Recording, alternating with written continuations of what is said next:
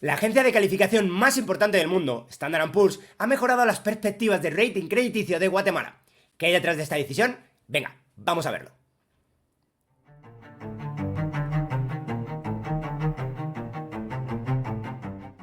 Primero vamos a ver a qué hacen o a qué se dedican las agencias de calificación. Estas agencias se dedican a evaluar la capacidad de pago de la deuda de diferentes agentes económicos, entre los que se encuentran evidentemente también los países. Tal y como si fuera pues un examen, las agencias de calificación dan una nota a los diferentes países en función de la capacidad que estiman de que los países o las empresas puedan devolver su deuda. El rating crediticio, por tanto, no es más que una nota. Cuando el riesgo de un país baja porque sus finanzas públicas mejoran, entonces la nota que dan las agencias sube. Lo contrario también es cierto, y es que cuando las finanzas públicas empeoran, el riesgo de impago crece y la nota empeora. Por tanto, la calificadora Standard & Poor's le sube la nota a Guatemala. ¿Pero qué significa esto en términos económico-financieros? Vamos también a verlo ahora. La mejora que recibe el gobierno de Guatemala implica que los expertos estiman una caída en el riesgo país. Una caída en el riesgo hace a Guatemala más atractiva para los inversores internacionales. Y bueno, aquí hay que comentar que aunque el riesgo país y el riesgo soberano son conceptos pues financieramente diferentes, usualmente se mueven de forma paralela. Y en lo que resta del vídeo los voy a tratar como sinónimos porque se mueven de forma muy parecida, como acabo de decir. Y bueno, por lo tanto, una caída en el riesgo país pues hace a Guatemala más atractiva a inversores internacionales. Y bueno, pues en finanzas se considera que el binomio rentabilidad-riesgo pues tiene una pendiente positiva pues muy parecido a la gráfica que tenéis por aquí en pantalla. Y la idea es relativamente simple, y es que las inversiones con más riesgo pues son menos apetecibles en comparación con las inversiones con menos riesgo. Menos apetecible conlleva pues que la gente la demanda menos y su precio cae. Esto es equivalente a decir que el tipo de interés o el coste de financiación de las inversiones que se consideran más arriesgadas es mayor. Por tanto, una mejora en la percepción de riesgo de Guatemala es muy buena noticia.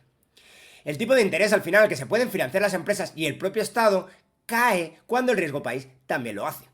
Esto a su vez provoca pues que más inversión entre a Guatemala, y es que al final si se consigue el mismo rendimiento que antes, pero con menor riesgo, menor percepción de riesgo, es normal que más inversores entren a invertir en Guatemala. Esto incrementa el precio de sus activos financieros, lo que implica una caída en el rendimiento de esos activos financieros.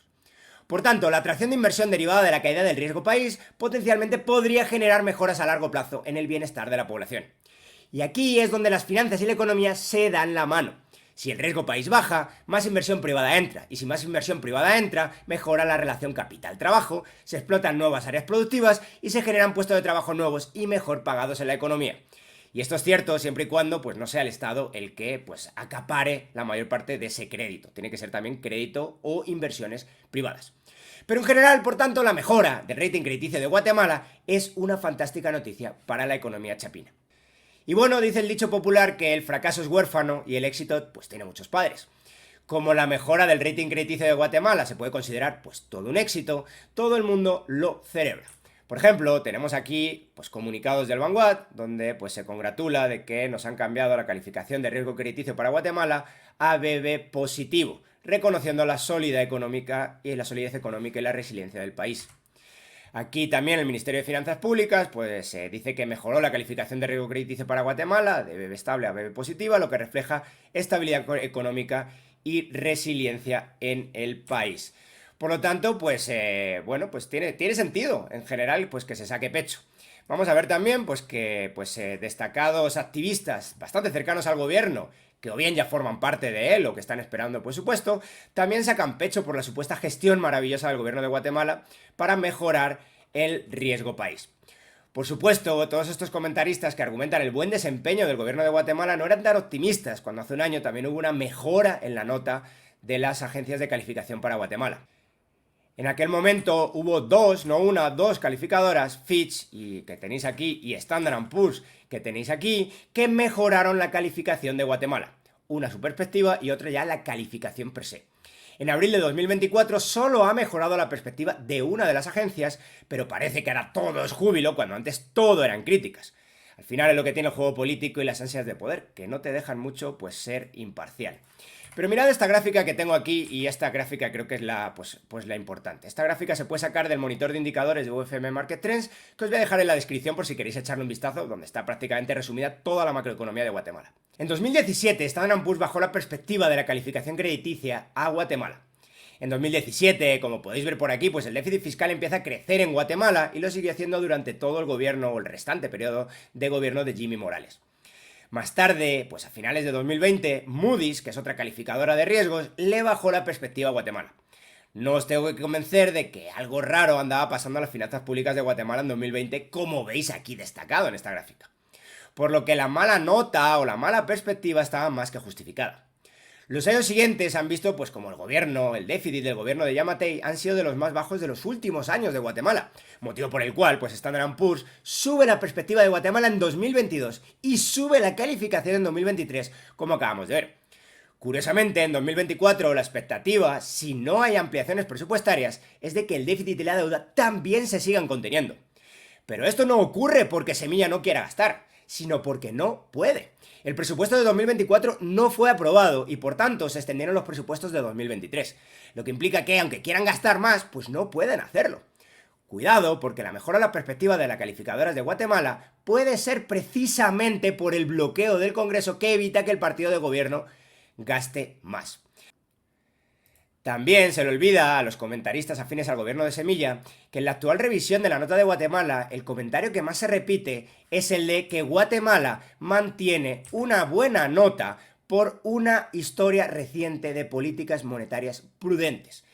Y solo terminarán de subir el rating crediticio a Guatemala si esas políticas prudentes se mantienen en el futuro. Curiosamente, como podéis ver en la parte de abajo de esta captura de pantalla que os tengo aquí ahora mismo en la pantalla, dicen explícitamente en Standard & Poor's que se recortará la nota si incrementan demasiado los déficits fiscales.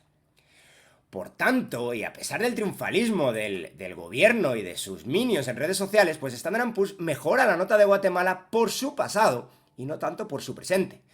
En Standard & Poor's además están preocupados por su futuro, ya que avisa que podrían volver a bajar la nota si los déficits fiscales se disparan.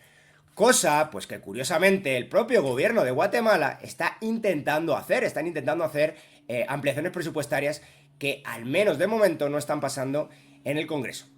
Es decir, se podría perfectamente argumentar que la calificación crediticia de Guatemala será gracias a que Semilla todavía no ha podido implementar sus políticas, y no gracias a las políticas de Semilla. En Standard & Poor's, curiosamente, estiman que nada relevante va a cambiar en los próximos años en Guatemala, y por eso mejoran la calificación de crédito a Guatemala. La estimación de la calificadora es que el crecimiento económico será igual al del pasado reciente, la inversión extranjera no va a incrementar y tampoco va a incrementar la inversión de los guatemaltecos en Guatemala. Y el nivel de ahorro, que es importantísimo para el crecimiento futuro, incluso va a caer según las perspectivas de Standard & Poor's.